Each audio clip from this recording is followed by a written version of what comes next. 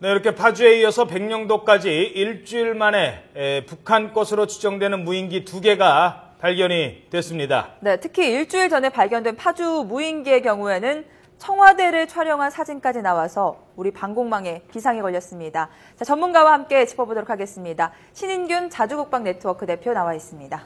안녕하십니까? 안녕하세요. 예. 자, 일단 국방부도 좀 그렇게 추정을 하는 것 같고, 청와대도 그렇게 보는 것 같고, 이미 우리 대표님께서는 북한 것일 가능성에 대해서 문제를 좀 제기를 하셨었죠? 네, 그렇습니다. 지난주부터 그렇게 이야기를 했었죠. 예. 네. 어떻게 보십니까, 지금까지 결론? 우리나라 현행법상에 리모트 컨트롤 비행기 있지 않습니까? RC 비행기. 네, 조종하는 비행기. 네네. 그 동호인들이 많은데요. 12kg 이상의 리모트 컨트롤 비행기는 당국의 허가를 받고 비행을 해야 됩니다. 그리고 면허증이 있어야 돼요. 네. 그런데 이게 지금 연료가 없는 상태에서도 12.7kg이었거든요. 당연히 허가를 받아야죠. 근데 허가받은 사실이 없고, 그리고 덩치로 봐서 인천이나 이런 육지에서 날아갈 수 있는 거리는 안 되고요. 당연히 북한에서 왔을 수밖에 없는 것이고, 당시 교전 중이었기 때문에 북한이 우리 진지가 어떻게 생겼는지 보고 싶었을 겁니다. 네. 네. 알겠습니다. 자, 대표님, 지금 잠시 뒤에 질문 계속 드리도록 하고요. 지금 국회에서는 새정치민주연합 안철수 공동대표가 제1야당 대표로서 국회 교섭단체 대표 연설을 하고 있습니다. 네, 지금 진행되고 있는데요. 국회 본회의장으로 가보겠습니다. 우리 국민들은 셋 중 누가 당선되더라도 최소한 이것만은 실행될 것이라고 추호의 의심조차 하지 않으셨습니다. 아무도 반대하지 않고 모두가 내세웠던 약속이었기 때문입니다. 때문에 이 세 가지는 지금쯤 마땅하게 이루어졌어야 합니다. 국민이 요구했고 모두가 약속했고 그 약속을 믿고 국민이 선택했기 때문입니다. 그런데 현실은 어떻습니까? 먼저 정부 여당에 묻겠습니다. 첫째, 새누리당이 혁신의 상징처럼 내세웠던 경제민주화는 지금 어디 있습니까? 혹시 민주화와 민영화를 착각하신 것은 아니었습니까? 둘째, 새누리당이 상징색을 빨간색으로까지 바꾸시면서도 외쳤던 화해와 소통 지금 어디에 있습니까? 혹시 국정원이 때로는 양지에서 일하며 음지를 지향하더라도 덮어주고 묻어주자는 뜻이었습니까? 셋째, 기득권 내려놓기의 상징이었던 기초공천 폐지 공약은 어떻게 됐습니까? 왜 대선 공약 폐기를 여당의 원내대표께서 대신 사과하시는지요? 충정이십니까? 월권이십니까? 저는 비판을 위한 비판, 정쟁을 위한 비난은 하고 싶지 않습니다. 다른 정책 공약들은 사정에 따라 미룰 수도 있고 도리 없이 양해를 구할 수도 있습니다. 또 실천 방안에 따라서 여야의 의견이 다를 수도 있습니다. 그 점에 대해서는 이해는 못하더라도 양해는 할 수 있습니다. 하지만 진심이었다면, 의지만 있다면 실천 가능한 이 세 가지 주요 공약의 폐기는 실망을 넘어 슬픔을 느끼게 합니다. 어제 여당 원내대표께서 야당이 발목 잡는다고 하셨습니다. 그렇지 않습니다. 이 세 가지 대선 공약을 실천할 제안부터 먼저 해주십시오. 제가 책임지고 협조하고 적극 협력하겠습니다. 정말 여야가 손을 맞잡고 대통령의 대선 공약을 뒷받침하는 신명나는 국회를 열어보겠습니다. 다시 한번 간곡히 말씀드립니다.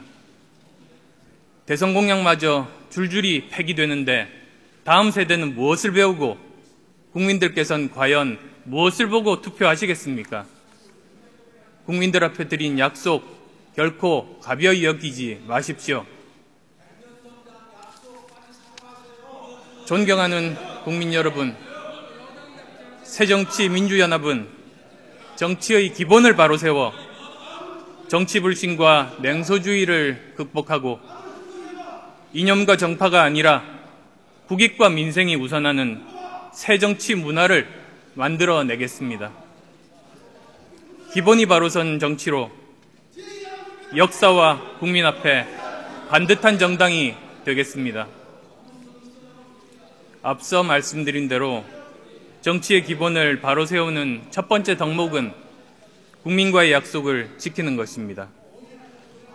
약속을 지키는 것이야말로 국민을 어려워하고 진심의 정치를 하겠다는 증거이기 때문입니다. 새정치연합은 다가오는 6.4 지방선거에서 기초선거 공천을 포기하는 커다란 기득권을 내려놓았습니다. 국민과의 약속이기 때문입니다. 물론 기초단체 정당 공천 자체는 선악의 문제가 아니라고 생각합니다. 하지만 과정에서 너무 많은 폐해가 있었습니다.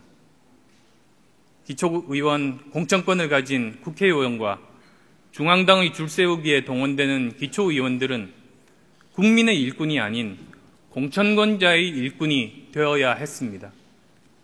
저희는 이런 기득권 정치를 먼저 청산하려고 합니다.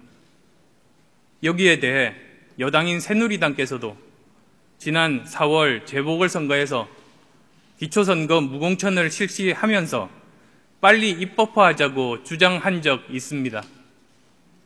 또 언젠가 박 대통령께서도 당내 공천 문제로 국민도 속고 나도 속았다고 말씀하신 적이 있습니다. 그렇다면 이번 경우에 국민을 속인 사람은 누구입니까?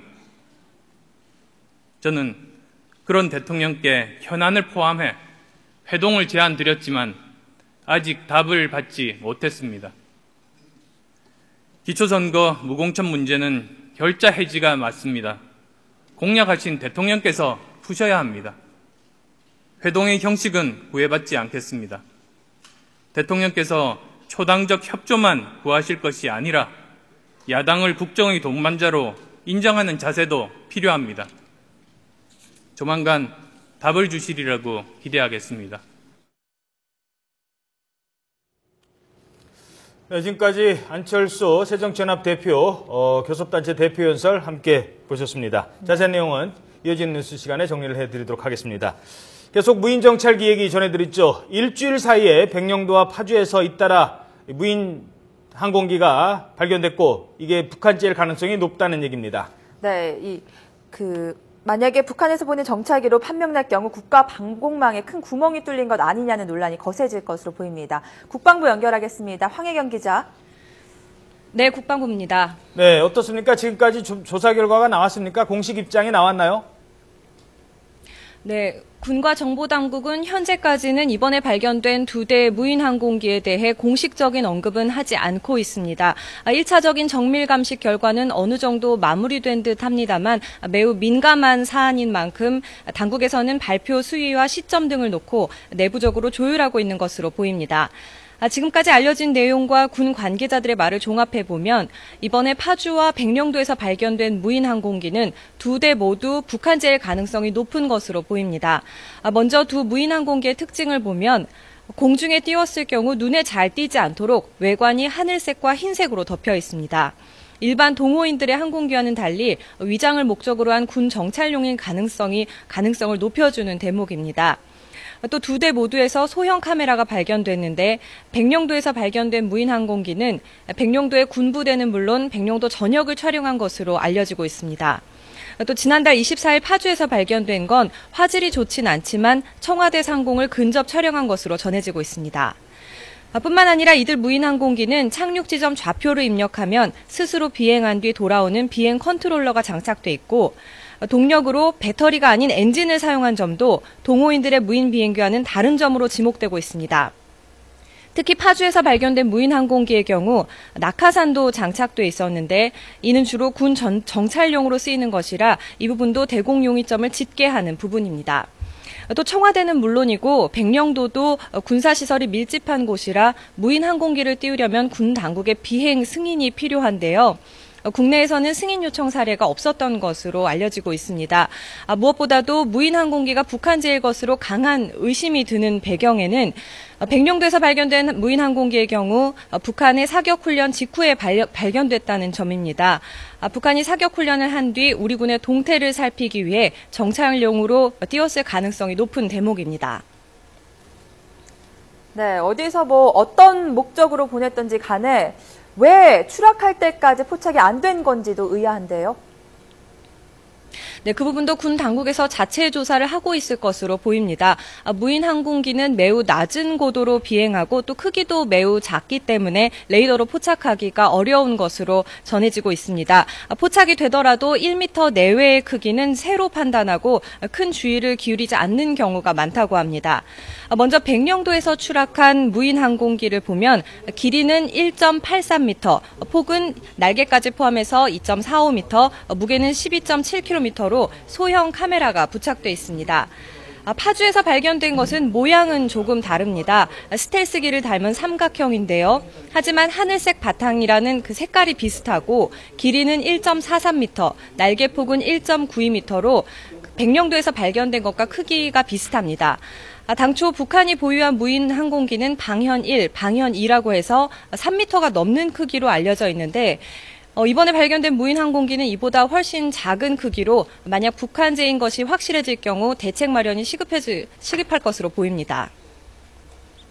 대책 마련이 시급해진 거라고 말씀하셨는데 일단 상공이 뚫렸다는 거 아니겠습니까? 그런 지적이 나오고 있는 거 아니에요? 네, 그렇습니다. 아까 앵커께서 말씀하신 것처럼 파주에서 발견된 무인 항공기는 지난달 24일 날 발견됐고 또 백령도의 것은 31일 날 발견이 됐습니다. 일주일 사이에 무인 항공기가 출처를 알 수 없는 무인 항공기 2대가 잇따라 발견된 건데요. 두 무인 항공기 모두 그 착륙할 때까지 떨어질 때까지 우리 군 당국이 발견하지 못했다는 점. 그래서 우리 그 방공망이 뚫린 것 아니냐 하는 지적이 나오고 있습니다.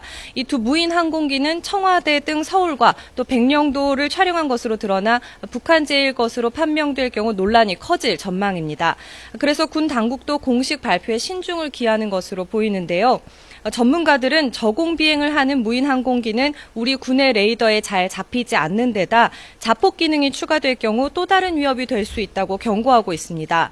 카메라를 장착하면 이번 두 무인 항공기처럼 정찰 용도로 사용되지만 만약에 폭약을 장착한다면 스마트 폭탄처럼 일정 목표물에 떨어져서 폭격을 가할 수도 있는 그런 기능도 가질 수 있다고 전문가들은 우려하고 있는 겁니다. 북한 것으로 만약에 확인이 된다면 무인 정찰기 격추 등 우리 군의 대비 태세도 강화돼야 한다는 지적이 나오고 있는 배경입니다. 북측이 무인기를 수시로 침투시켜서 주요 기관의 위치라든지 군 동향을 정찰할 수 있기 때문입니다. 네, 지금까지 황혜경 기자였습니다. 네, 신인균 자주국방 네트워크 대표와 계속해서 얘기 이어가도록 하겠습니다. 자, 북한기라고 지금 예상이 되고 있는데 어떤 점에서 좀 북한 소행이다라고 추측이 되는지도 궁금합니다. 이제 색깔이 네. 하늘색 계통이라고 지금 나왔지 않습니까? 네. 그런데 그게 구소련에서 파생된 나라들의 공군기들이 하늘색을 많이 씁니다. 위장 색깔이 하늘색이군요. 근데 이제 우리가 그러면 하늘색이라고 생각하는데 네. 사실 보면 뿌옇고 회색이에요. 네. 그래서 미국으로부터 파생된 나라들의 전투기나 항공기들은 주로 회색 위장, 우리 F-16 전투기도 상상해보면 연회색이지 않습니까? 주로 다 그런데 북한도 물론 연회색도 쓰지만 네. 이런 그 하늘색, 러시아도 하늘색 이런 것을 많이 씁니다. 네. 일단 이제 뭐 스텔스 기능은 없을 테니까 이런 네. 거는 그냥 낮은 높이에서 그러니까 고도가 높지 않은 곳에서 날다 보니까 육안으로도 보일 수 있기 때문에 색깔을 이런 위장 눈에 잘 보이지 않는 위장색으로 잘 하는데 띄지 않도록. 동호인들은 네. 눈에 잘 띄는 색깔로 합니다. 잃어버리면 안 되니까. 과시하기 위해서 또 이렇게 하는 측면도 있거든요. 네네. 이를테면 동호인들은 자기가 좋아하는 비행기 실제 작전에 사용했던 것과 똑같은 도색도 확 하고 네. 더 화려하게 하고 뭐 이런 또 측면이 좀 있습니다. 예. 이렇게 일부러 눈에 안 띄게 할 일은 전혀 없죠. 알겠습니다. 그러면 북한에서 일단 파주에서 발견된 건 청와대를 촬영하고 간 게 드러났으니까 네. 이거는 내려온 목적이 확실해요. 네. 뭐 청와대 구석구석까지 다 사진 촬영을 했겠죠. 네. 백령도에 온 그 무인 항공기는 주로 어떤 걸 촬영하러 찍었는지. 네. 왔을까요?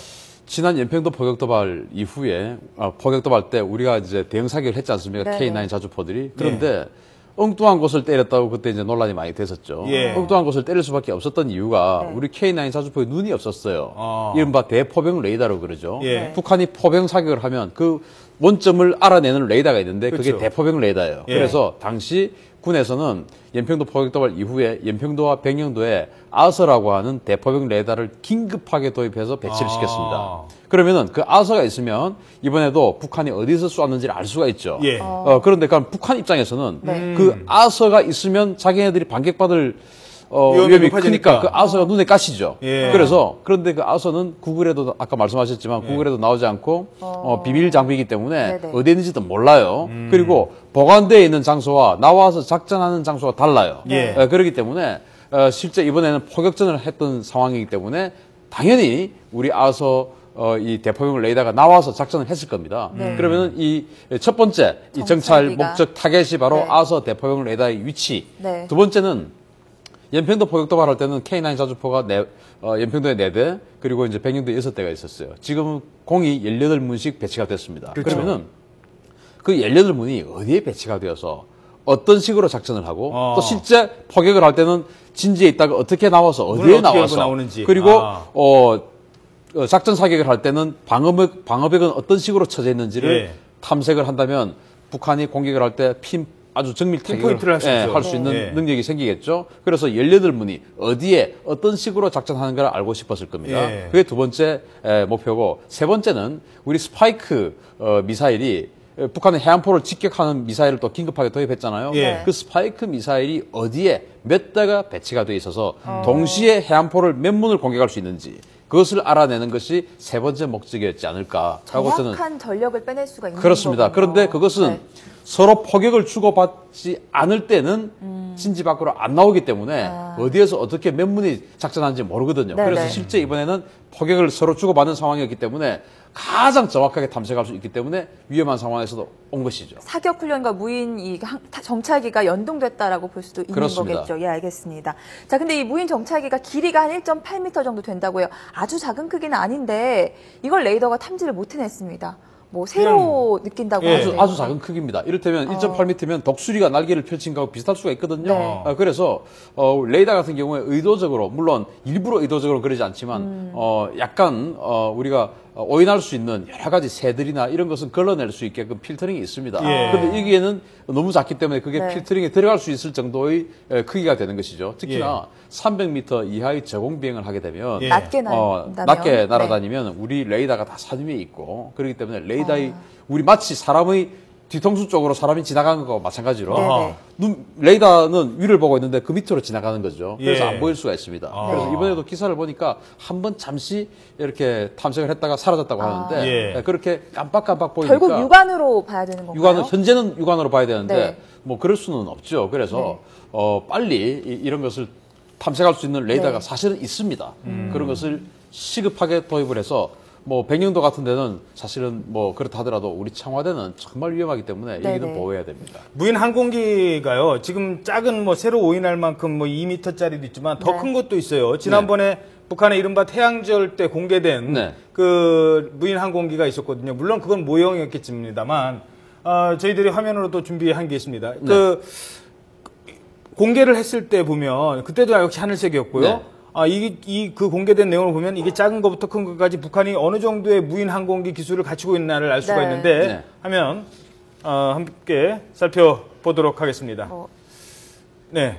지금 이제 사진인데요. 이게 네. 이제 이번에 오른쪽에 있는 거는 백령도에서 발견된 거고요. 왼쪽에 있는 거는 퍼레이드 때 나온 겁니다. 그렇습니다. 저기 이제 열병식 크기는 군사 퍼레이드 때요. 훨씬 더 크거든요. 저게 이제 MQM 스트리커라고 하는 그 미제 무인기를 미국과 시리아가 사이가 좋을 때 예. 시리아에 판매를 했는데 그걸 이제 북한이 역수입을 해가지고 예.